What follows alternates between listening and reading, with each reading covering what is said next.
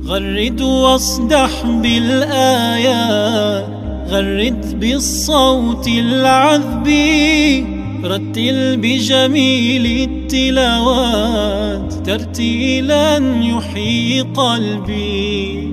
غرد واصدح بالآيات، غرد بالصوت العذب، رتل بجميل التلاوات ترتيلا يحيي قلبي. هذا الصوت الصافي كان بجماله يتلو القرآن، يأخذنا في أجمل رحلة ينعش أرواحا آذانا. هذا الصوت الصافي كان بجماله يتلو القرآن، يأخذنا في أجمل رحلة